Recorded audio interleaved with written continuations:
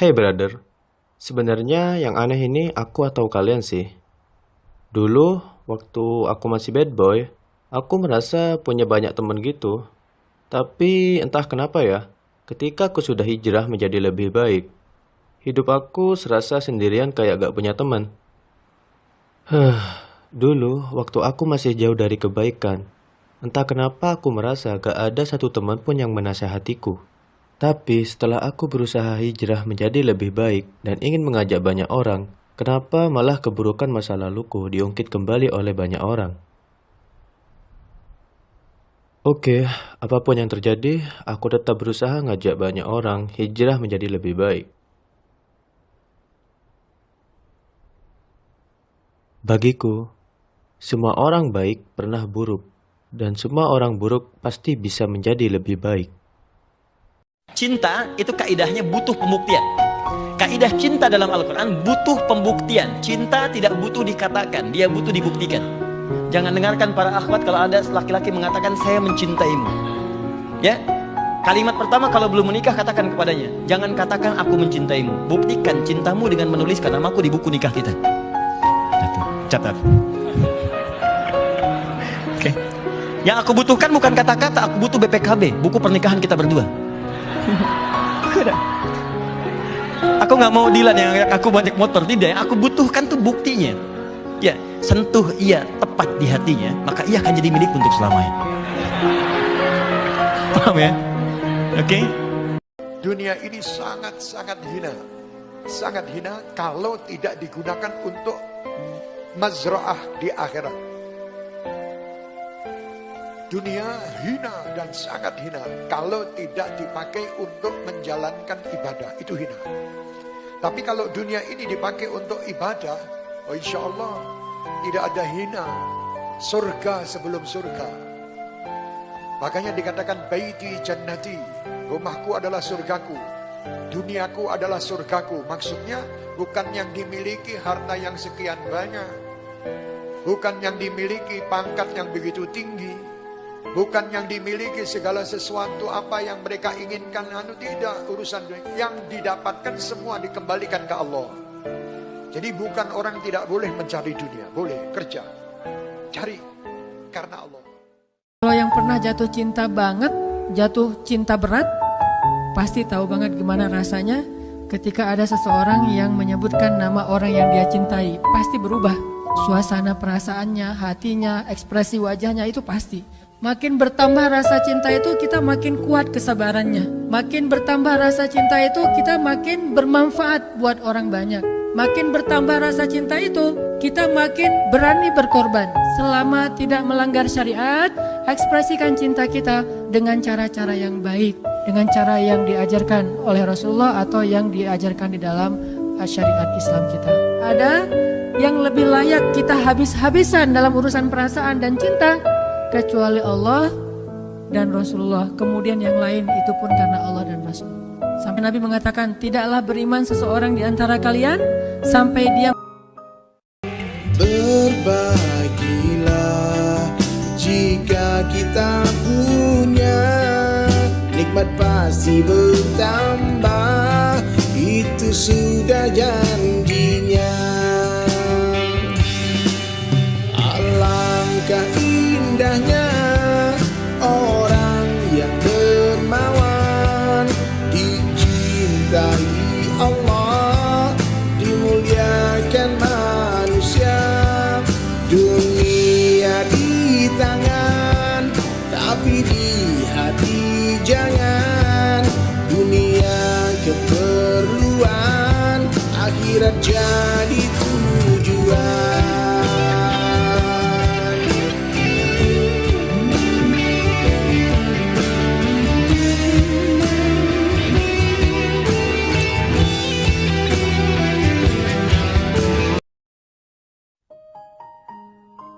Jadi kalau anda hijrah, yang diberikan pertama kali ketenangan jiwa. Ya, Quran surah keempat ayat 100, paling kiri sebelah bawah. Wa may yuhajir fi sabilillah yajid fil ardi muraghaman katsiran wa sa'ah. Orang yang mau berhijrah ke jalan Allah akan diberikan oleh Allah itu pertama sa'ah itu. Kelapangan dalam jiwanya, tenang gitu, nikmat. Ada sesuatu yang nggak pernah anda peroleh sebelumnya.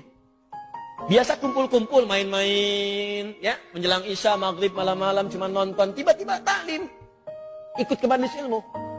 Awalnya mungkin penyesuaian, lama-lama jadi enak gitu. Ada sesuatu yang rasanya cek mana aja selama ini. Ini nikmat, bahkan kalau udah dapat halawatul iman, nikmatnya iman, itu ketinggalan sekali kayak nyesel antum. Ketinggalan nih gitu, ketinggalan. Ya sama, dulu-dulu sholat fardu biasa ketinggalan. Tapi kalau sudah nikmatnya iman, ketinggalan sholat sunnah, wah, kayaknya ada penyesalan dalam diri anda. Itulah kenikmatan iman. Apa sih bedanya ta'aruf yang sesuai dengan sunnah Rasul dengan ta'aruf abal-abal? Ta'aruf sesuai dengan sunnah Rasul itu, cowok dan cewek yang hendak menikah itu saling berkenalan dengan tetap menjaga batasan sesuai syariat. Nah, kalau ta'aruf abal-abal itu, cowok dan cewek saling berkenalan, tapi tidak menjaga batasan sesuai syariat. Semisal, mentang-mentang udah ta'aruf, si cewek tiap hari digombalin masih cowok. Tiap hari diteleponi terus, kamu udah makan belum? Udah mandi? Nanti kalau pas wedding, aku gendong kamu ya. Ta'aruf abal-abal bisa dibilang mirip sih sama pacaran, soalnya sama-sama modus mesra-mesraan. Brother and sister fillah, setiap dari kita punya hobinya masing-masing, punya kesukaannya masing-masing. Ada yang seneng olahraga, ada yang seneng klub sepak bola, ada yang seneng mancing, ada yang seneng naik motor, bikers, macam-macam. Bagaimana caranya setiap hobi kita ini justru bukan membuat kita jauh dari Allah Subhanahu wa Ta'ala, tapi gimana caranya dari hobi ini justru mendekatkan kita kepada Allah. Bukan hanya kita, tapi teman-teman yang sama di hobi ini kita ajak untuk lebih dekat sama Allah Subhanahu wa Ta'ala. Waman ahsanul qawla mimman danillah wa amila shalihan wa qala innani minal muslimin. Bermanfaatnya hidup kita ketika kita mampu mengajak orang-orang yang di sekitar kita untuk lebih dekat kepada Allah Subhanahu wa Ta'ala dengan cara yang berbagai macam. Maka ingat brother and sister fillah, walazina amanu asyaddu balillah. Orang yang beriman itu cintanya kepada Allah sangat besar, melebihi cinta kepada yang lain. Ada 7 di antara yang dapat naungan Allah. Yauma la dhilla illa dhilluh. Tak ada naungan hari itu kecuali naungan Allah Subhanahu wa Ta'ala. Di antaranya adalah syabun, anak muda, nasya'a fi ibadatillah, yang tumbuh dalam ibadah kepada Allah Subhanahu wa Ta'ala. Kenapa bukan orang tua? Karena orang tua yang beribadah itu memang sudah masanya. Karena malaikat maut sudah mengintip dia.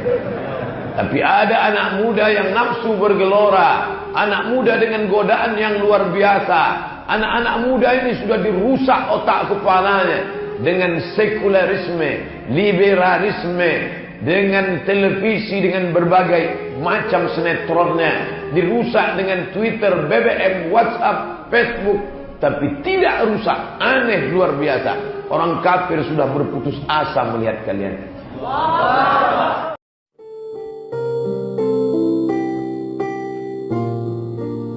Bukan dari tulang ubun dia dicipta, sebab dia memang akan terlena jika hanya disanjung dan dipuja. Bukan juga dari tulang kaki, sebab tidak layak menjadikan ia diinjak dan diperbudak. Tetapi dari rusuk kiri, dekat ke jantung hati untuk dicintai, dekat ke tangannya untuk dilindungi.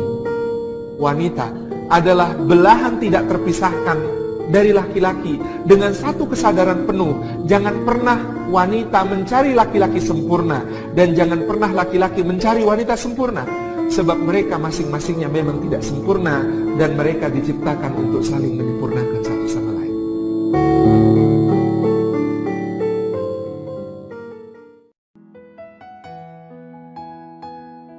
Salah satu orang yang dinaungi oleh Allah Ta'ala, kelompok yang dinaungi oleh Allah Ta'ala di Yaumil Mahsyar ketika tidak naungi di hari itu adalah seorang pemuda yang hatinya terpaut kepada masjid. Jadi bagaimana caranya supaya hati kita terpaut kepada masjid? Kita mesti berlama-lama duduk di dalam masjid. Karena berlama-lama seseorang di satu tempat, hati dia ada mu'alak dengan tempat itu, ada keterkaitan dengan tempat itu, ada kerinduan dengan tempat itu. Coba lihat ayam. Ayam dikurung 3 hari di kandangnya, dikasih makan, dikasih minum, kemudian kita lepas, insya Allah itu ayam akan rindu pulang ke kandangnya. Dia tahu jalan pulang ke kandangnya. Maka berlama-lamanya seorang muslim, seorang anak muda, seorang pemuda di dalam masjid, maka akan membuat hati dia rindu kepada masjid, dan dia akan menjadi ahlul masjid, dan Allah Ta'ala akan mencintai anak-anak muda yang hatinya terpaut kepada masjid. Setiap orang yang hidup pasti punya masalah, karena masalah ini diciptakan untuk meningkatkan kualitas hidup. Kalau tidak ada marah, bagaimana bisa menguji sabar? Kalau tidak ada bohong, bagaimana bisa ketahuan jujur? Kalau tidak ada cemberut, bagaimana bisa tampak senyum? Kalau tidak ada malas, bagaimana bisa ada rajin? Selalu ada, diciptakan itu untuk meningkatkan kualitas kehidupan kita. Kalau Anda dititipkan masalah sebesar apapun, itu artinya Allah percaya kepada kita. Karena persoalan itu hanya mampu kita tuntaskan, orang lain nggak sanggup. Ini seakan-akan kalau bahasa Qur'annya, hei, ini saya percayakan pada kamu karena kamu yang bisa, yang lain nggak bisa. Kamu jangan mengeluh, cuma kamu yang bisa. Masa Allah percaya, kita tidak percaya? Apa sih yang membuat kita bersemangat dalam menjalani hidup, memaknai setiap perkara-perkara di dalam hidup? Itu tidak lain dan tidak bukan adalah tujuan. Ada nggak yang lebih parah daripada hopeless? Ada nggak sih yang lebih parah daripada kehilangan harapan? Nggak ada. Karena di dunia ini, hopeless itu artinya adalah orang yang sudah kehilangan tujuan, atau orang yang nggak punya tujuan sama sekali. Hidupnya pasti hopeless. Itu kebalikan daripada bahagia. Adalah Allah yang menurunkan sakinah itu ke dalam hati orang-orang mukmin. Lalu ketika diturunkan kenikmatan itu pada mereka, rasa cinta itu pada mereka, ketenangan itu pada mereka, maka mereka bisa memaknai segala sesuatu dengan sangat luar biasa. Ini yang disebut dengan bahagia yang hakiki. Allah dari dulu memberikan Anda itu kebahagiaan yang hakiki. Cuma Anda kepada yang lain, dan Anda nggak dapat di tempat yang lain. Anda nggak tahu dari dulu Allah sudah ngasih itu. Husnul maaf, ayo balik lagi kepada Allah. Masa lalu tak dapat diulang kembali, tak dapat terulang hari yang sudah berlalu. Menetes air mata mereka yang sudah mati itu meminta, Rabbana absarna, mata kami sudah melihat azab, wa sami'na, telinga kami sudah mendengar teriakan pekikan tangisan azab, farji'na, kembalikan kami ke dunia, na'mal salihah, kami ingin beramal saleh, inna muqinun, kami yakin seyakin-yakinnya. Orang yang sudah mati dimakan cacing tanah itu ingin hidup sekali lagi. Seandainya umur kami bisa ditambah, qarib, tidak lama, sesaat saja, aku mau bersedekah, aku membantu orang susah, aku mau berbagi harta, wa aku minas salihin, aku ingin beramal saleh. Akal atau mekanisme berpikir itu merupakan helmnya hati. Hati ini harus dihelmi, harus dilindungi, karena dia ini tidak punya batas. Hati ini, katakan sama hati, mau nggak uang 1 triliun? Mau. 10 triliun? Mau. Berapapun hati itu mau. Tapi kalau Anda pakai otak, Anda pakai akal, akal yang mengerti berapa yang Anda butuhkan. Nah, hati ini begitu sucinya, dan karena dia tidak terbatas, maka dia punya kans untuk bertemu dengan Allah.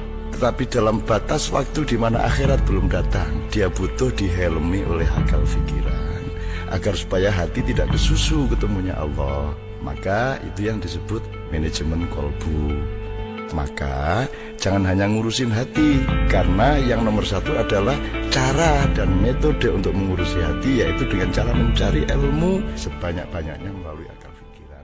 In the life of the Prophet Muhammad sallallahu alaihi wasallam, when the battle of Ahzab took place and 10,000 strong were surrounding Medina and there were barely 1,500 Sahaba, there's no way they could physically fight against 10,000 armed men, and they cut off the supplies for 1 month. They cut off the supplies. How long can the siege last? What is going to happen? They cannot fight, so they say Hasbunallah wa ni'mal wakil. And what happens? What happens? An army from the heavens comes.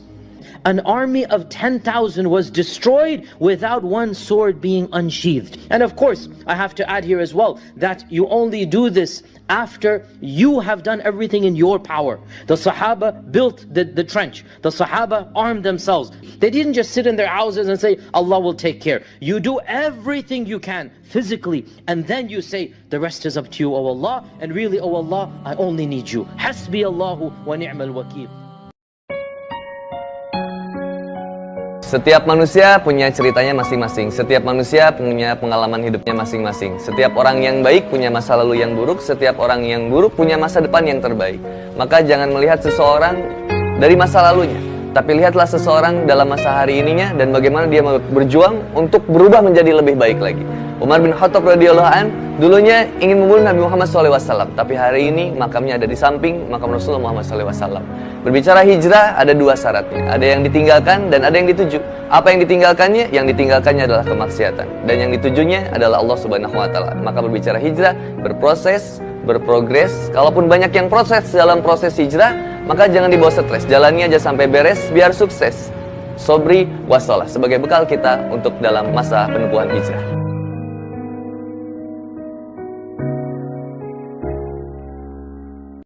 Al-Imam Muhammad Hussein Al-Husaini, seorang ulama, mufti Palestina. Dia adalah orang pertama yang mengucapkan selamat kepada Presiden Soekarno. Saya sebagai seorang mufti ulama besar Palestina mengucapkan selamat atas kemerdekaan bangsa Indonesia. Ketika kita tertekan, ketika kita lemah, yang pertama mengucapkan selamat merdeka adalah mufti Palestina. Tapi apa yang terjadi hari ini? Apa yang pernah kita sumbangkan untuk Palestina? Pernahkah kita peduli kepada penderitaan bangsa Palestina? Allahumma ansur ikhwanana al-mujahidin fi Palestin.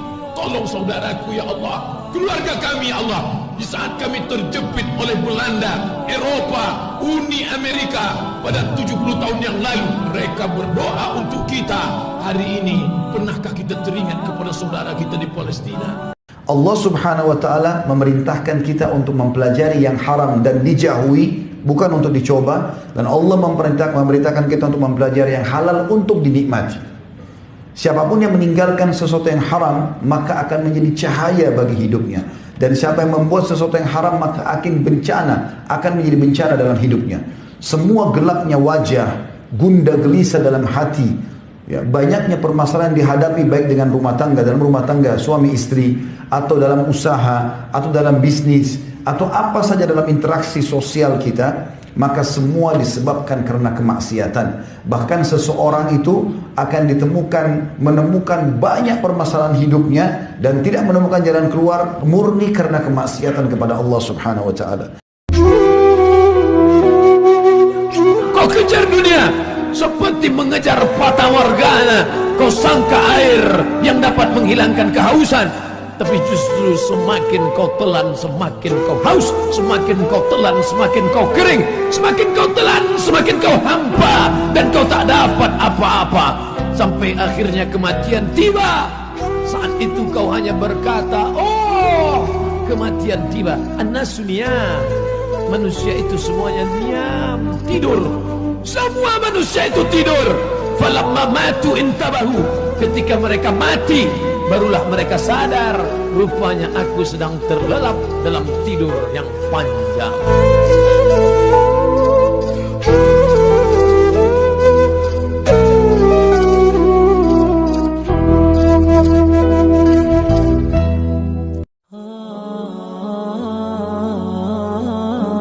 Terukir di hadis Nabi SAW, kalimat yang sangat indah.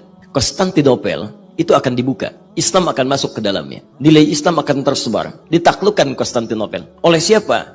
Kata Nabi, oleh seorang panglima yang saleh membawa pasukan-pasukan yang saleh. Lihat baik-baik ya, bagaimana cara sebagian sahabat membaca hadis. Ada sementara orang, kalau Nabi mengabarkan berita di masa depan, itu hanya bermimpi dan menunggu. Tapi dia tidak pernah bangun dari mimpinya. Sebagian orang, dia ingin terlibat menjadi bagian yang nyata dari mimpi itu. Maka dia bangun dari mimpinya, dia menjadi bagian di hadis itu. Maka berusaha dia menjadi soleh sesuai dengan ukuran hadis itu. Ikhlas itu mudah dikatakan, mudah dipelajari, tapi harus gigih diperjuangkan. Orang yang ikhlas, kalau diibaratkan anggota tubuh ini seperti jantung, dia tidak pernah berhenti berdetak tiap saat tanpa terlihat, dan kita bisa menikmati banyak hal, segala hal dalam hidup yang Allah berikan karena jantung kita berdetak, tapi dia tidak pernah menonjolkan diri. Ikhlas juga seperti matahari, terus bersinar menyinari bumi dan tidak harap kembali, hanya memberi, tak harap kembali.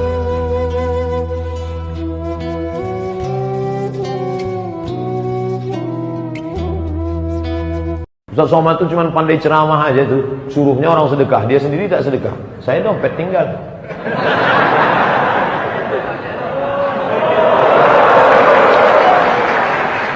1, 2, 3, 4, 5, 6, 7, 8, 9, 10. Inilah ceramah yang paling menyakitkan.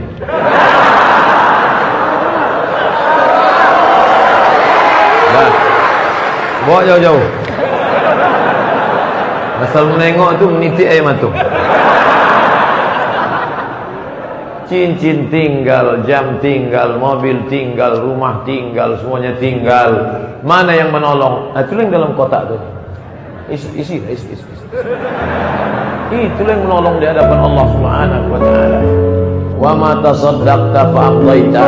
Yang kau sedekahkan itulah yang kau bawa untuk hari esok. Sungguh beruntung orang yang ditakdirkan oleh Allah Subhanahu wa taala menjadi seorang guru. Tapi saat yang sama ini pun ujian. Beruntungnya adalah jikalau kita menyampaikan kebaikan dan kebaikan itu menggugah dan merubah orang lain, maka setiap perubahan orang lain akan mengalirkan pahala yang tiada terputus bagi yang mengajarkannya kalau ikhlas. Tetapi saat yang sama, kalau memberikan contoh dan pelajaran buruk dan ditiru keburukannya, maka itu pun akan dosanya terus-menerus mengalir kepada guru. Oleh karena itulah wajib bagi seorang guru menyadari ujian hidup seperti ini. Sesungguhnya kesuksesan seorang guru adalah bukan dalam mengajar orang lain, bukan dalam mendidik orang, bukan dalam memberikan ilmu bagi orang, tetapi kesuksesan seorang guru yang pertama adalah mendidik dirinya sendiri.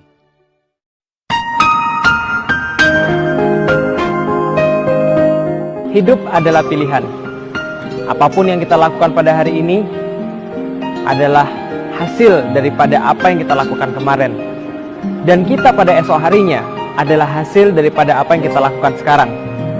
Banyak orang ingin mendapatkan tempat yang tinggi, tapi mereka tidak mau mendaki.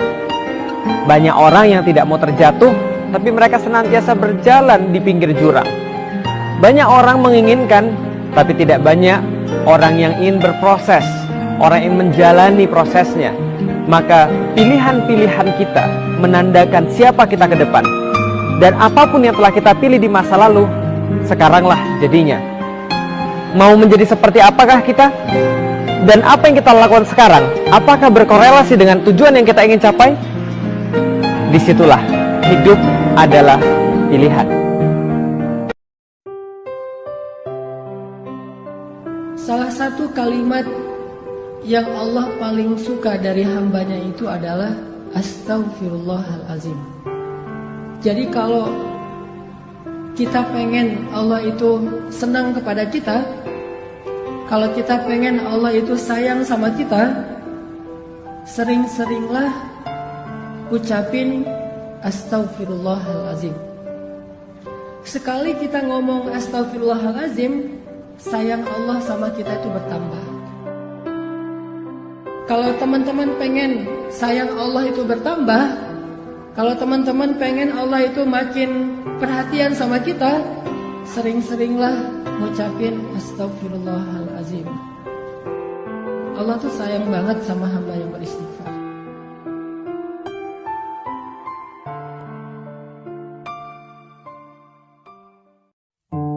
Tempat orang yang merasa dirinya kotor itu bukan bar, bukan tempat-tempat hiburan.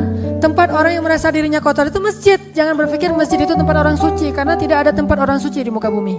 Allah tidak menyediakan satu jengkal tanah pun di muka bumi untuk orang suci setelah Rasulullah SAW. Yang ada di muka bumi hanyalah orang kotor yang ingin membersihkan diri. Maka Allah mengatakan, "Fala tuzakku anfusakum." Janganlah kalian kegeeran merasa diri kalian suci. Jangan ngerasa, saya mah orang yang udah soleh, orang udah baik. Ini mah tempat orang-orang soleh, jadi orang-orang yang banyak dosa mah jangan kesini. Salah, justru Allah gak suka kepada orang yang merasa dirinya suci dan merasa paling soleh. Inilah tempat orang-orang yang ingin membersihkan diri. Berarti dia ngerasa dirinya kok kotor. Apa kata Allah di akhir ayat ini? Wallahu yuhibbul mutahhirin.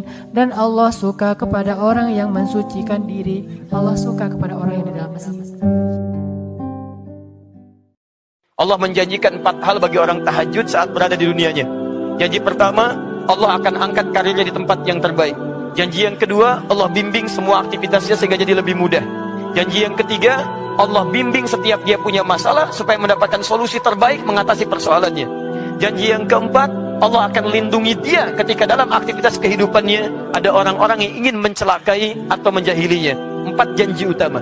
Di akhirat, para pelaku tahajud yang rutin tahajud dijanjikan oleh Allah akan memasuki surga, dan tempat surganya di taman surga. Anda tinggal di komplek dekat taman, enak kan keadaannya? Anda tinggal di surga, di taman surga, dekat dengan taman surganya. Bagaimana keindahannya? Maka para pelaku tahajud oleh Allah diberikan apresiasi luar biasa saat di akhirat nanti. Jadi di dunia dia dapatkan 4 kemuliaan, di akhirat paling minimal dia mendapatkan anugerah tinggal di taman surga. Dan hebatnya saat dalam hisab, orang-orang ini akan dipanggil-panggil oleh pintu amalan. Sesuatu yang ditetapkan oleh Allah kepada diri kita, sesulit apapun jalannya akan tetap menjadi milik kita. Sesuatu yang tidak ditetapkan oleh Allah milik kita, semudah apapun jalannya tidak akan pernah menjadi milik kita. Kalau sudah ditetapkan sama Allah, jadi. Kenapa kita repot urusan jodoh pengen dia jadi milik kita? Kalau kata Allah enggak, mau apa? Maka menaruh harap hanya kepada Allah, itulah jalan terbaik kita semua. Dan menaruh harap ini perlu konsistensi, istiqomah, membangun cinta kepada Allah. Maka Al-Hasan Al-Basri itu pernah berdoa kepada Allah, ya Allah, Allahumma anta Rabbuna farzuqnal istiqomah. Ya Allah, engkaulah Rabbku, ya Allah, rizkikanlah istiqomah ke dalam diriku, ya Allah. Minta istiqomah ini berarti. Siapa yang bisa baca 1 huruf dari kitab Allah, dia dapat 10 kebaikan setiap hurufnya. Dan hampir tidak ada orang Islam baca Quran cuma 1 huruf. Gak ada. Nun 10, sudah dulu silakan cek. Bismillahirrahmanirrahim 19 huruf. Kalau merasa banyak dosanya, setidaknya banyak-banyak baca Quran. Mudah-mudahan tertutup dengan pahala-pahala kemuliaan. Perbanyak amalan, cari amalan cerdas. Apa amalan cerdas itu? 1, amalan yang pahalanya bisa mengalir sampai kita meninggal dunia. Disebut dengan sedekah jariyah. Ibu punya uang 50.000. Bagaimana caranya 50.000 awet sampai ke akhirat? Caranya, misal cari amalan cerdas, belikan mushaf, kasih ke penghafal Quran. Begitu dia bacakan, setiap dia baca ibu dapat pahalanya. Mertua dan orang tua setelah anaknya menikah jangan campur rumah tangganya anak. Gak usah campurin, biarin hidup dengan suka dukanya. Kalau mereka datang minta pendapat, baru kita kasih saran. Kita berkunjung pun ke rumah anak yang sudah menikah, jangan tanggapi apapun. Mau piringnya kurang kah, mau gelasnya dihidangkan retak kah, biarin, gak usah dicampurin. Rumah tangganya anak sudah biarin. Biarin aja berjalan. Kalau dia bahagia, biarin dia bahagia. Sudah begitu hidupnya.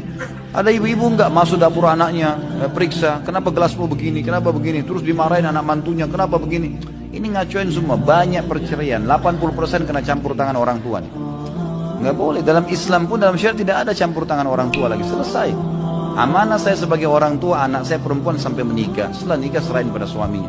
Ada masalah, dikonsultasikan, ya oke, kita pecahin gitu kan. Tapi kalau tidak ada apa-apa lalu kita campurin, jangan. Banyak kita nggak ngerti hukum dong.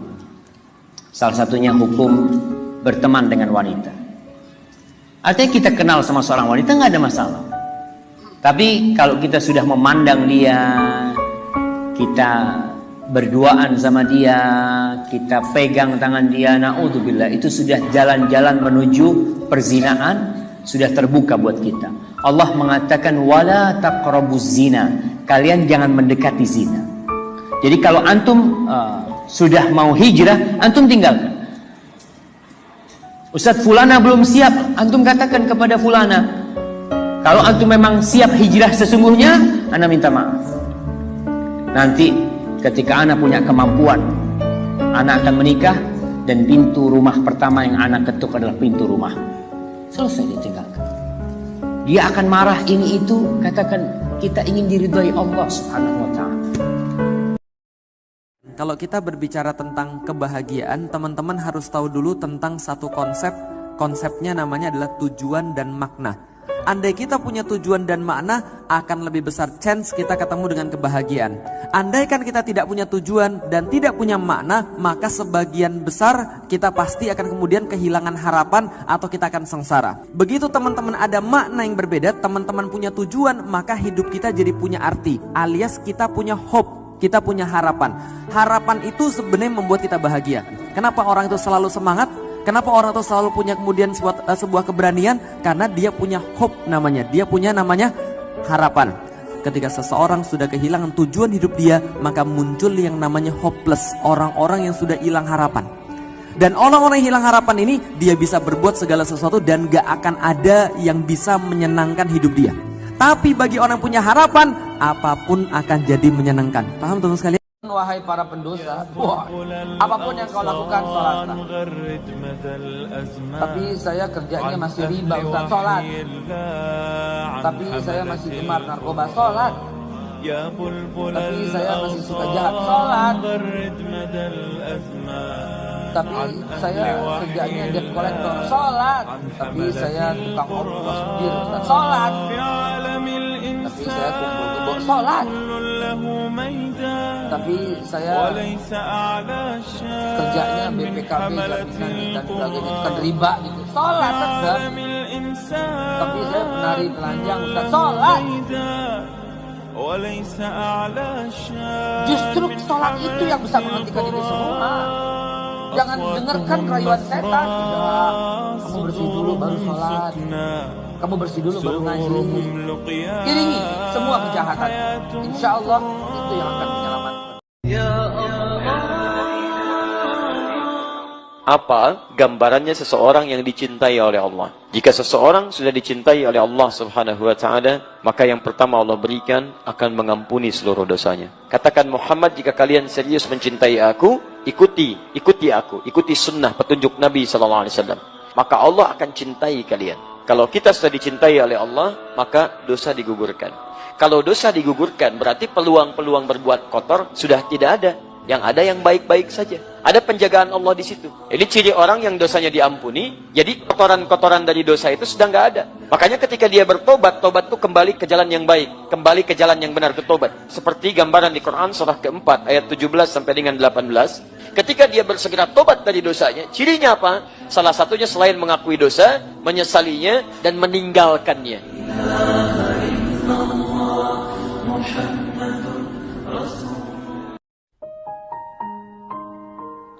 Kalimat alam yajidka yatiman fa'awa itu adalah kalimat pembuktian. Seolah-olah Allah ngomong ke kita tuh gini, kamu gak ingat dulu ketika kamu pernah gini, siapa yang nolong kamu? Emangnya kamu gak ingat dulu ketika kamu pernah terpuruk, siapa yang buat kamu bisa survive? Ketika kamu hampir celaka, siapa yang menyelamatkan kamu? Ketika kamu gini, siapa yang menolong kamu, dan seterusnya. Allah pengen ngingetin kita. Kita tuh awalnya gak punya apa-apa, bukan siapa-siapa, gak bermodalkan apapun. Allah yang fa'awa, fahada, fa'agna, itu terjadi kepada kehidupan kita masing-masing. Siapapun boleh meninggalkan kita, tapi Allah gak pernah ninggalin kita. Gak ada cinta yang lebih sejati dan pastinya kecuali cinta dari Allah kepada hambanya. Kita mau lelah untuk hal yang sia-sia?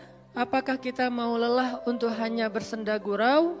Atau justru lelah kita itu untuk sesuatu yang mudah-mudahan beribadah kepada Allah? Makanya disebut dengan lelahnya menjadi lillah. Karena dua-duanya lelah. Ada orang yang pergi ke masjid lelah, capek pergi ke masjid. Tapi ada juga orang yang berbuat dosa, itu juga lelah. Memangnya kalau kita beribadah lelah terus berbuat dosa gak lelah?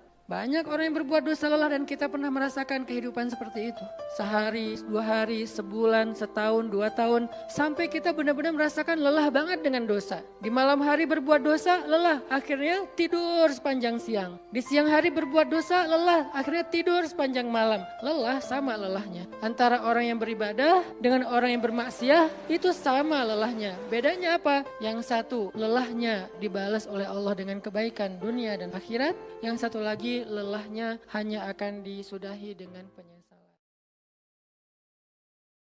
Takut, iri, benci, marah, rindu, cinta letaknya di dalam hati. Makanya kita tak boleh benci. Ini yang gadis-gadis asal nengok anak lajang itu, wih,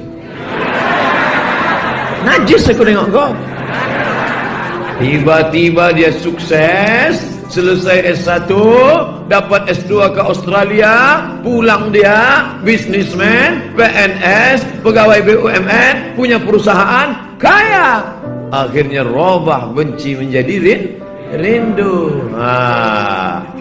Abghid baghidaka haunamma. Kalau kau benci, benci sekedarnya saja. Kenapa? Asa ayyakuna habibaka yaumamma. Boleh jadi suatu saat dia akan menjadi kekasihmu, karena benci dan rindu tipis setipis kulit bawang. Jangan berkecil hati hidup zaman sekarang. Apa kata Nabi sallallahu alaihi wasallam? Al-ibadatu fil haraji kahijratin ilayya. Siapa yang tetap istiqomah beribadah padahal waktu itu banyak fitnah-fitnah, sama macam berhijrah bersama Nabi Muhammad sallallahu alaihi wasallam. Jadi jangan mengutuk nasib. Mengapa aku hidup di abad sekarang ini? Kenapa tak hidup zaman Abu Bakar, Umar, Utsman, Ali? Kalau mental model ini, hidup zaman dulu pun menjadi Abu Jahal, Abu Lahab. Jangan berduka, anak-anak muda, kalian yang banyak godaan, justru hebat. Ini anak-anak muda yang datang malam ini, luar biasa.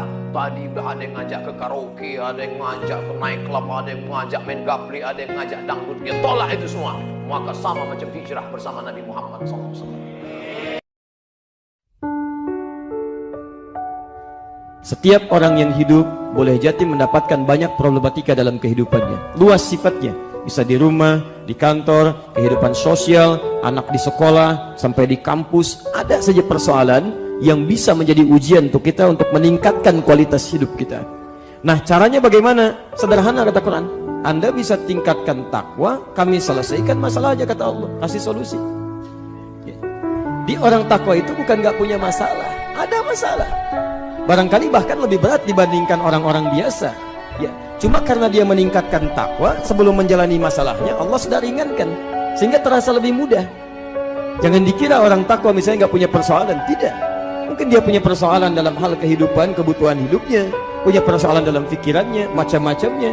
Tapi Masya Allah ketika takwa itu meningkat, maka hidup menjadi lebih ringan. Ini poin.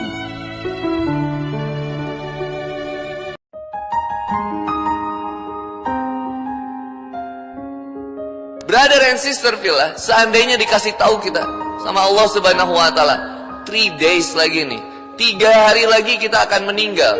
Apa yang akan kita lakukan? 3 hari lagi meninggal.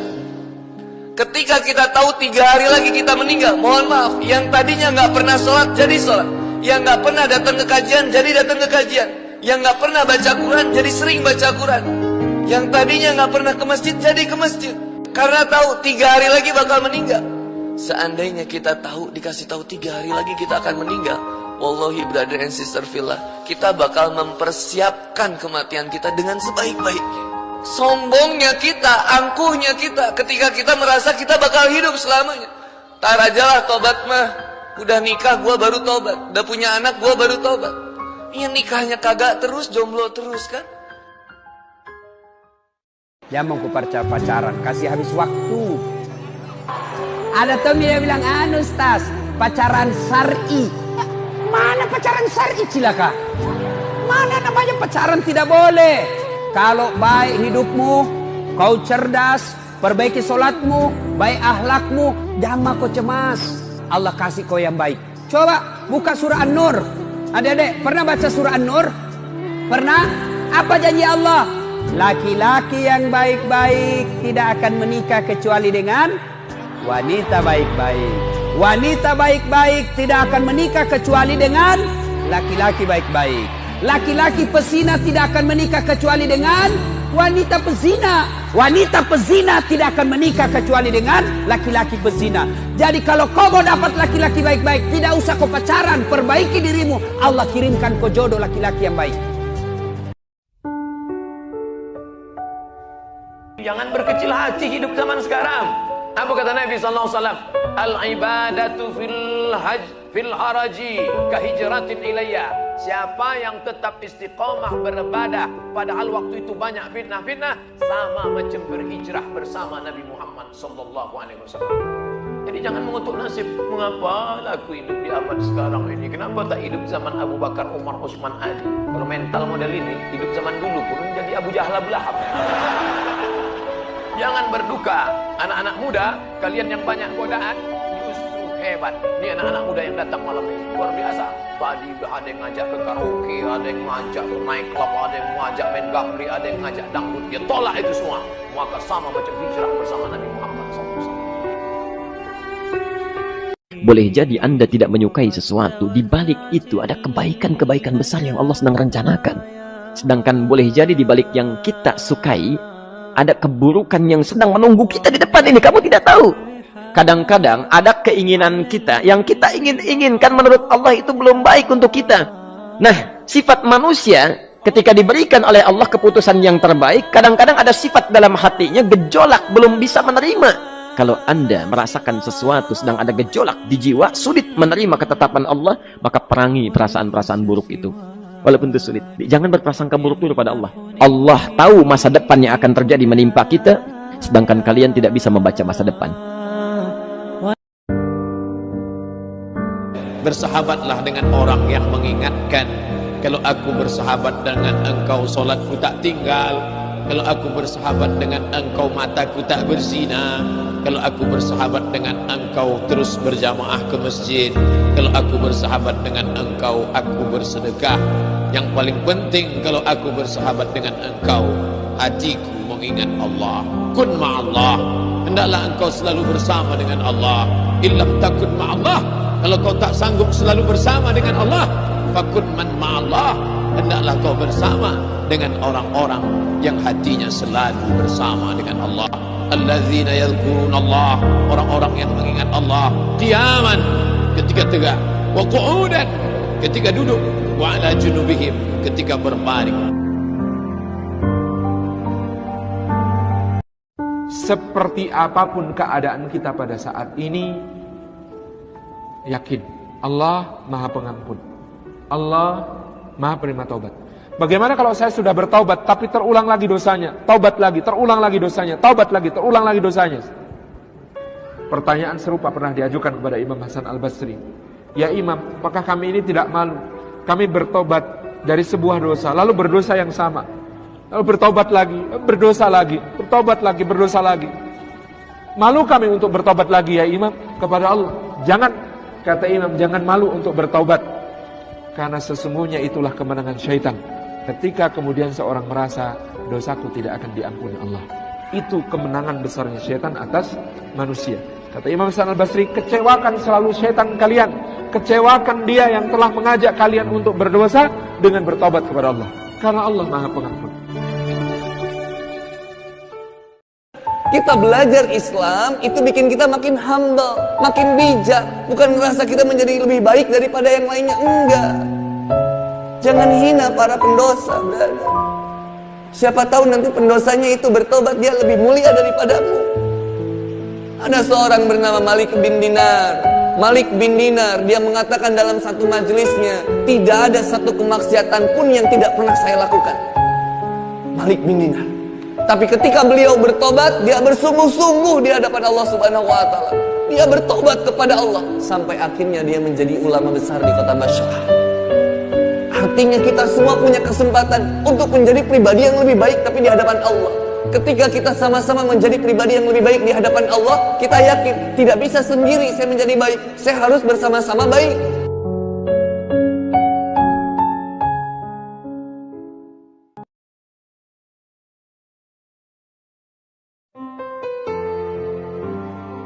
Innama yakhsyallaha min ibadihil ulama. Sesungguhnya yang takut kepada Allah di antara hambanya adalah orang yang berilmu. Jadi bisa dibilang, ciri orang yang berilmu takut kepada Allah. Bukan banyak wawasan, bukan banyak teori, bukan panjang narasinya, bukan bagus dalam penulisan captionnya, tapi dia takut kepada Allah.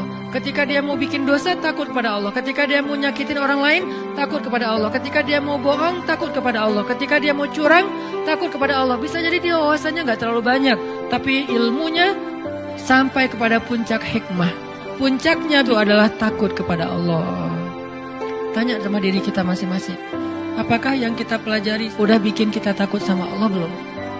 Atau itu sekedar kayak wawasan doang gitu. Oh ya, gue udah tahu. Oh ya, baru tahu. Oh ya, kita pengen nyari ilmu yang bikin kita takut sama Allah. Jangan gara-gara masa lalu habis energimu sehingga engkau tidak lagi bisa menatap masa depan. Buang masa lalu. Tapi masalah dosa kau mesti ingat, supaya jangan kau merasa penghuni surga. Ilahi las tulil firdaus si ahla. Aku tak layak masuk surgamu ya Allah. ولا أقوى على النار الجحيم. Tapi aku juga tak kuat masuk dalam neraka-Mu ya Allah. ذنوبي مثل أعداد الرمال. Dosaku sebanyak pasir di pantai. فإنك غافر الذنب العظيم. Tapi aku yakin Kau Maha Pengampun segala dosa. Bayangkan menetes air mata. Mudah-mudahan itu menyelamatkan kita dari azab Allah Subhanahu wa Ta'ala. Kalau kita ngandelin Allah banget dalam segala urusan, la yudayya'anallah, itu intinya. Allah nggak akan ngecewain kita. Manusia bisa banget ngecewain kita, bukan karena dia jahat. Kadang dia nggak ngecewain kita karena emang dia nggak mampu untuk memuaskan dan membahagiakan kita. Bukan karena dia pengkhianat. Seorang istri, seorang suami kadang mengecewakan kita bukan karena dia nggak sayang sama kita, tapi dia nggak mampu memenuhi semua kebutuhan kita. Dia terbatas. Dan justru juga banyak orang yang sengaja ngecewain kita karena dia jahat. Tapi ada juga orang baik ngecewain karena dia nggak mampu.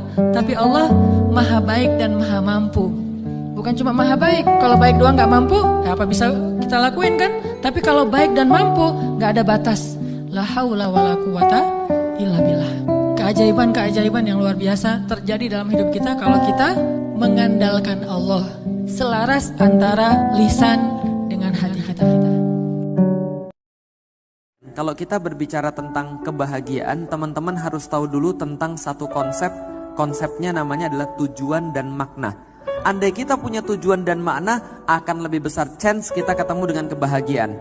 Andaikan kita tidak punya tujuan dan tidak punya makna, maka sebagian besar kita pasti akan kemudian kehilangan harapan atau kita akan sengsara. Begitu teman-teman ada makna yang berbeda, teman-teman punya tujuan, maka hidup kita jadi punya arti. Alias kita punya hope, kita punya harapan. Harapan itu sebenarnya membuat kita bahagia. Kenapa orang itu selalu semangat? Kenapa orang itu selalu punya kemudian sebuah keberanian? Karena dia punya hope namanya. Dia punya namanya harapan. Ketika seseorang sudah kehilangan tujuan hidup dia, maka muncul yang namanya hopeless. Orang-orang yang sudah hilang harapan. Dan orang-orang yang hilang harapan ini, dia bisa berbuat segala sesuatu dan gak akan ada yang bisa menyenangkan hidup dia. Tapi bagi orang yang punya harapan, apapun akan jadi menyenangkan. Paham teman-teman sekalian? Ini namanya viral di langit. Sehingga tiba-tiba followers dia nambah banyak. Jadi tiba-tiba followersnya 500.000. Siapa aja? Malaikat. Ketika dia masuk ke dalam majelis ilmu, yang pertama nge-like Jibril. Wih, dapat like dari Jibril gitu. Sampai akhirnya malaikat bukan hanya memberi like, tapi ngasih komen. Dan komennya malaikat tahu apa? Allahumma gfir lahu warham. Ya Allah ampuni dia, ya Allah rahmati dia. Semua malaikat mengkomentari, ya Allah ampuni dia, ya Allah rahmati dia. Sehingga ketika Allah lihat, ternyata komen dan like-nya itu puluhan ribu. Akhirnya Allah Subhanahu wa Ta'ala pun meridhoinya. Ini salah satu selebgram langit. Siapa selebgram langit? Anak muda yang rajin hadir dalam majelis ilmu. Apa gunanya aku mengeluh kepada manusia?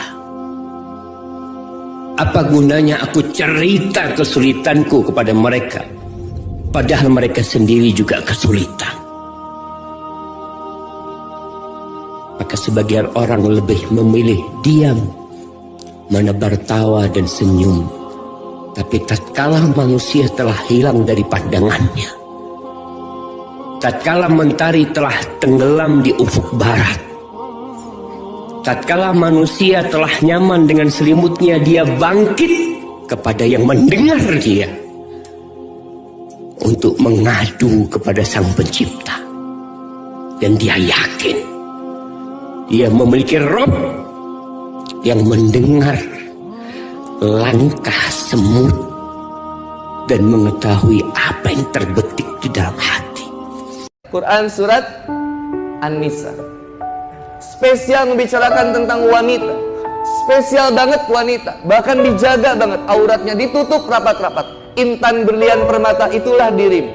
Seandainya intan berlian permata itu ada goresan sedikit saja, maka akan menurunkan harga intan berlian permata itu. Maka intan berlian permata perlu dijaga dengan sebaik-baiknya, dirawat dengan sebaik-baiknya. Bahkan dikeluarkannya pun sekali-kali, brother. Tapi kenapa sekarang wanita banyak yang dilecehkan? Wanita itu lemah, tapi bukan berarti bisa dilemahkan. Dia hanya butuh kelemah lembutan dari kita, brother. Seandainya wanita menangis karena terluka oleh kita, berdosa kita. Tapi kalau kita mampu menurunkan air mata bahagia dari seorang wanita, dapat pahala kita, brother.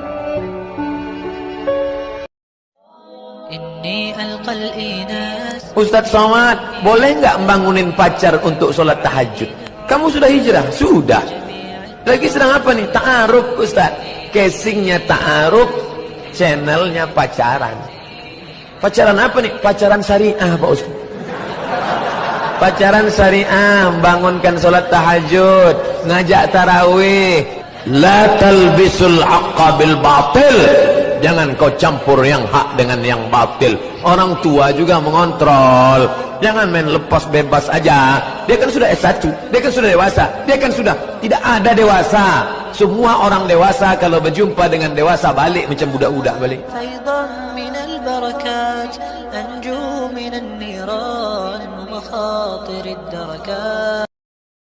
Ada masalah, Allah lebih kuasa, makhluk tidak kuasa. Ada masalah, kita bilang Allah maha besar, masalah saya kecil dibandingkan Allah. Kalau dibandingkan kita, mungkin kita lebih kecil daripada masalah. Tapi dibandingkan Allah kita, Allah lebih besar. Allahu Akbar. Kita kan dipelihara Allah, terus ngapain kita khawatir? Kalau gitu gak usah ikhtiar, Ustaz. Ikhtiar, tapi jangan libatkan hati. Ikhtiar itu pakai tangan, pakai kaki, pakai tenaga fisik. Hati gak perlu berikhtiar. Hati itu bertawakal. Jangan sampai hati kita ikut ikhtiar, nih bahaya nih. Kalau hati kita ikut ikhtiar, berarti kita lebih percaya kepada makhluk daripada Allah. Nanti akan mentok, kalau udah mentok putus asa, itu penyebabnya. Gara-gara hatinya baper dengan ikhtiar. Ketika jalan-jalan ikhtiar itu tertutup, hati kita jadi give up. Sedangkan kalau hati kita nggak ikhtiar, dia cuma tawakal, jalan tertutup, dia masih bilang Allah maha kuasa, ala kulli syai'in qadir. Segala sesuatu Allah maha bisa, nggak mungkin nggak bisa. Kenapa harus beragama? Pernah gak kalian berpikir, ngapain sih kita harus beragama? Toh saya bisa berbuat baik tanpa agama. Toh saya bisa melakukan suatu hal yang tidak merugikan orang lain tanpa agama. Jawabannya sederhana, kita sepakat setiap manusia mempunyai pemikiran yang berbeda-beda. Baik menurut saya belum tentu baik menurut kamu. Baik menurut saya belum tentu baik menurut mereka. Buruk menurut kamu belum tentu buruk menurut saya. Buruk menurut mereka belum tentu buruk menurut saya. Bahkan dalam skala besar, baik menurut mereka belum tentu baik menurut kita. Atau buruk menurut kita belum tentu buruk menurut mereka. Dari perbedaan pemikiran ini timbullah hukum rimba. Yang kuat dalam mempertahankan pemikirannya akan menindas yang lemah mempertahankan pemikirannya. Disinilah alasan kita beragama. Sang pencipta menurunkan agama tujuannya untuk memberi petunjuk kepada semua manusia mana yang baik, mana yang buruk. Dzalikal kitabul la raiba fihi hudzal lil muttaqin.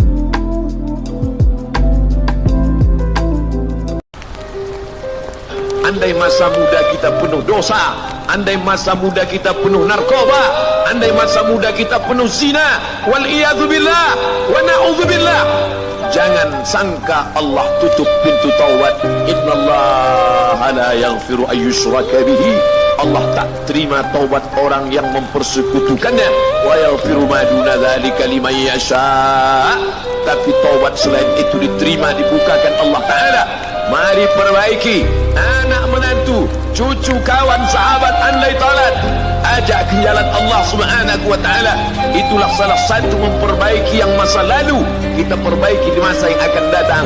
Di antara tujuan Allah mengapa Dia buat kita masih hidup di akhir tahun ini, liya'lamallahu allazina amanu.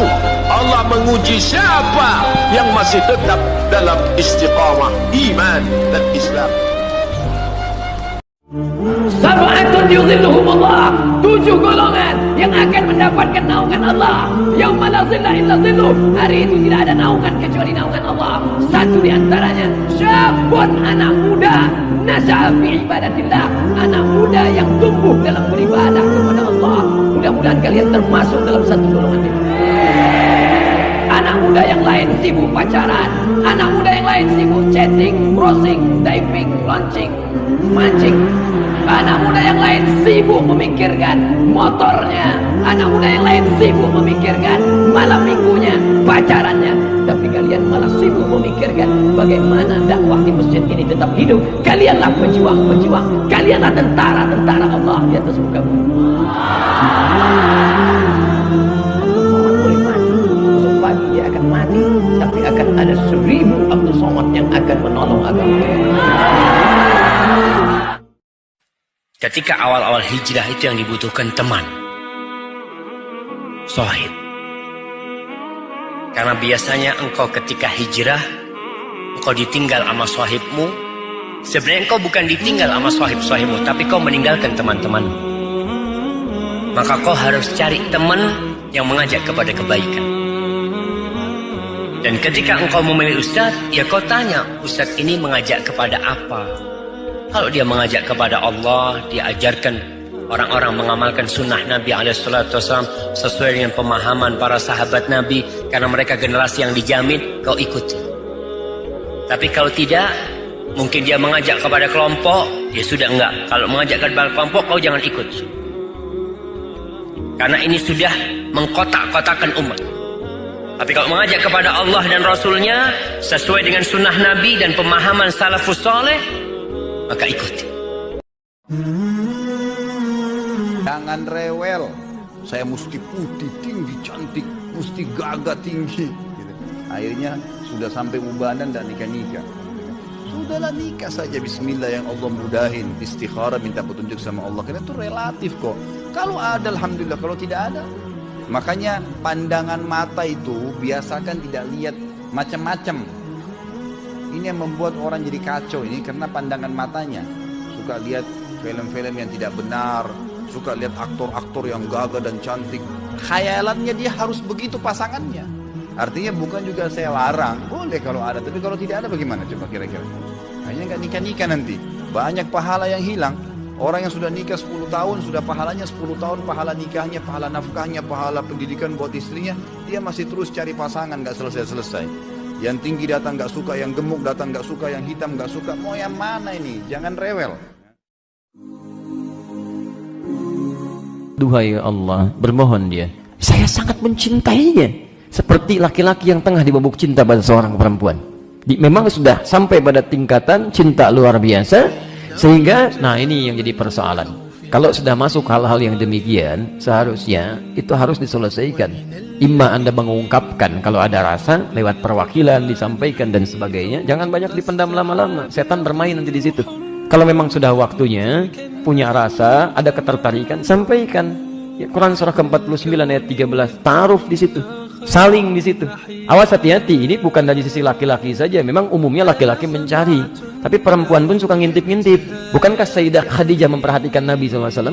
Bukan Nabi yang memperhatikan Sayyidah Khadijah.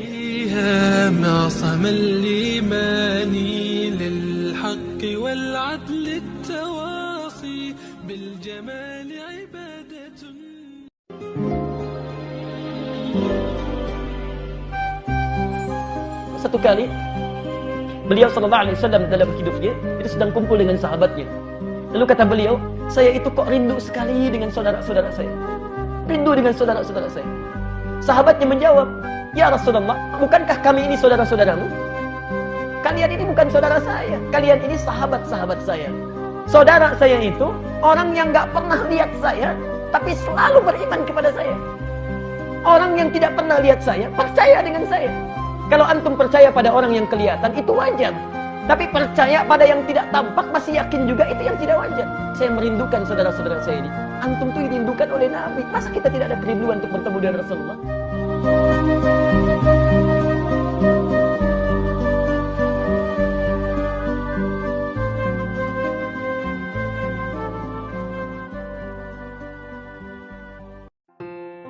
Sebelum kita mengambil pilihan-pilihan hidup yang berat, menjalani tugas-tugas yang berat dalam hidup, apa yang harus kita bekali dalam diri kita supaya kita kuat, berani, dan mantap?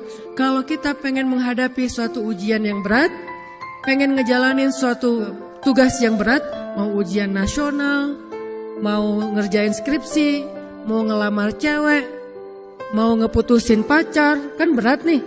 Gimana caranya kita berani mutusin atau halalin? Kan dua pilihan berat nih, putus atau halal. Kalau kita nggak bisa halal, ya udah kita putus. Yuk kita belajar la ilaha illallah masuk ke dalam hati kita dengan mengambil pilihan-pilihan yang melibatkan Allah, dan kita lihat keajaiban bahwa Allah nggak ngecewain kita. Nggak mungkin gara-gara taat kepada Allah kita jadi kecewa. Yang dibutuhkan hanya iman, sabar. Iman bahwa Allah nggak mungkin ngecewain kita, sabar menunggu kejutan dari Allah.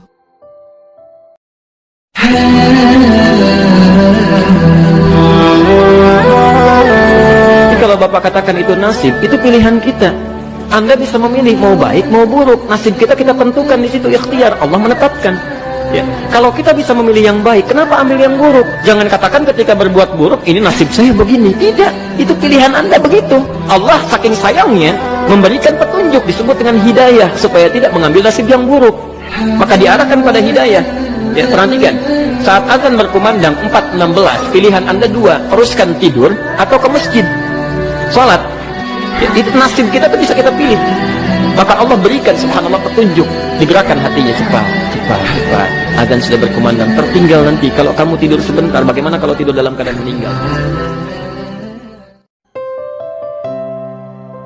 Kita HP aja dicas sehari beberapa kali. Gimana dengan iman kita yang selalu dikuras, yang kuotanya itu habis setiap hari karena kita nggak sengaja mungkin ngelihat sesuatu yang nggak boleh, ngedengar pembicaraan yang tidak baik, sehingga iman kita tuh ngedropnya lebih cepat daripada handphone kita. Kalau kita selalu disiplin dan hati-hati banget dengan handphone kita, begitu udah mulai muncul peringatan handphonenya udah lowbat di bawah 10%, kita langsung nyari colokan listrik. Bagaimana dengan iman ketika kita ngerasa lowbat? Colokan listrik iman adanya di dalam majelis-majelis ilmu.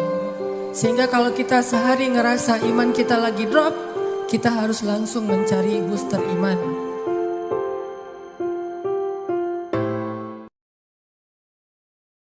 Datang seorang yang hitam, dia peluk Nabi SAW. Kenapa engkau peluk aku? Kerana aku tidak yakin bahawa aku akan masuk surga bersama engkau. Engkau mulia, aku tak mulia. Engkau Quraisy, aku tak Quraisy. Engkau keturunan Nabi, aku bukan siapa-siapa. Tapi apa jawab Nabi? Al-mar'u ma'a man ahab. Engkau akan bersama dengan siapa yang kau cintai. Malam ini kita bersama di Masjid Warisan Nabi, di tempat melaksanakan sunnah Nabi, dan yang kita kaji pun hadis-hadis Nabi. Walaupun kita tak dekat, tak sesuku, tak sebangsa dengan dia, kita insyaAllah bisa boleh bersama dengan dia. Amin ya Rabbal Alamin. Dengan apa? Al-mar'u ma'a man ahab. Orang akan bersama dengan cintanya kepada Nabi Muhammad sallallahu alaihi wasallam. Sehingga bagi seseorang yang bertawakal kepada Allahnya itu pol 100%, tidak ada keraguan sekecil apapun di dalam hatinya kepada Allah, pasti Allah Subhanahu wa taala akan menunjukkan keajaiban-keajaiban yang sulit dimengerti oleh logika kita. Tawakulnya kepada Allah itu sempurna, maka fahuwa hasbuh, udah cukup itu. Berarti udah nggak ada lagi yang perlu diragukan, tidak ada lagi ruang untuk dia galau. Sudah cukup Allah buat dia. Masalahnya iman kita bisa nggak untuk sampai ke tingkat itu? Sehingga kalau kita bisa mengatakan itu sesuai dengan hati kita, lisan kita bilang hasbi Allah, hati kita mantap, Allah pasti tunjukin kun fayakun yang luar biasa. Kenapa kok tidak terjadi dalam kehidupan kita? Karena lisan kita nggak klop dengan hati kita. Kalau kita dengan teman, jangan ngambil peran sebagai ulama. Beda. Kalau kita sebagai teman, ngambil peran ya cuma teman doang. Empati, peduli, bantuin. Yang banyak terjadi terutama di sosmed itu, orang lain kena musibah, kita bilang banyak dosa. Kita kena musibah, kita bilang Allah pengen ngangkat derajat saya. Harusnya dibalik. Watawasau bil haq Ustaz. Ya, watawasau bis sabr juga kan. Kita nasihatnya itu menguatkan kesabaran dia, bukan nasihatnya membuat dia makin jatuh. Lu sih, nah ini makin jatuh nih. Dengan modal husnuzon tadi, sabar ya, mudah-mudahan Allah ngampuni dosa-dosa kamu, mudah-mudahan kamu jadi lebih dekat kepada Allah. Ini watawasau bil haq, watawasau bis sabr. Tapi kalau kita bilang kamu kurang ini, kamu kurang itu, ini berarti kita menjudge, menghakimi orang yang sedang kena musibah. Harusnya itu kita lakukan untuk diri kita, bukan untuk orang lain. Pernah nggak ngerasa kayak berjasa kepada seseorang? Terus suatu saat kita nggak butuh dia, cuman pengen nyapa doang, telepon, di reject. Bukan nggak diangkat, kalau nggak diangkat mungkin dia lagi kuliah, lagi di kamar mandi, sehingga nggak diangkat. Udah, telepon lagi. Kita telepon pagi sekali, nanti siang telepon lagi, sore telepon lagi. Di reject, maghrib telepon lagi, di reject, malam telepon lagi, di reject, sehari 5 kali. Gimana tuh perasaan kita?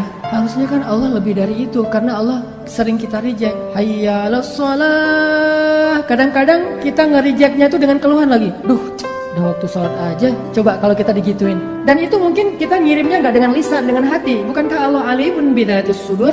Tahu banget ucapan di hati kita? Ma gharraka bi rabbikal karim. Apa terus masalah kita untuk nggak istighfar sama Allah? Pasti satu doang masalahnya. Kita nganggap Allah itu nggak penting. Padahal hidup kita itu 24 jam di tangan Allah Subhanahu wa taala. Tapi kita sombong seolah-olah kita bisa hidup tanpa Allah Subhanahu wa taala. La tahzan. Jangan khawatir kalau kita istiqomah. Orang yang istiqomah itu kan identiknya kadang-kadang dia kayak kesepian ya, sendiri, gak punya teman. Terutama ketika dia hidup di lingkungan yang lain pada seru-seruan. Dia sendiri yang gak seru. Akhirnya kayak gak dilibatin. La tahzan kalau kita ngerasa sendiri. Kenapa? Nahnu awliya'ukum fil hayatid dunya wa fil akhirah. Kata Allah, kami akan nemenin kamu. Siapa kami? Allah dan para malaikat. Cuman kita gak ngelihat doang. Tapi sebetulnya kita tuh punya geng. Kalau kita ngerasa gara-gara istiqomah jadi sendiri, la tahzan, jangan khawatir, jangan berkecil hati. La tahzan, jangan sedih. Kami temenin kamu di dunia dan nanti kami temenin kamu di akhirat. Allah yang janjiin bakalan nemenin kita. Orang yang ngejauhin kita gak ada pengen ngejauhin orang. Kalau kita yang pengen ngejauhin orang lain, itu beda babnya. Itu kesannya kita kayak eksklusif gitu, gak boleh. Tapi kalau orang yang ngejauhin kita gara-gara gak bisa diajak happy-happyan, seru-seruan kayak gitu, la tahzan, jangan sedih.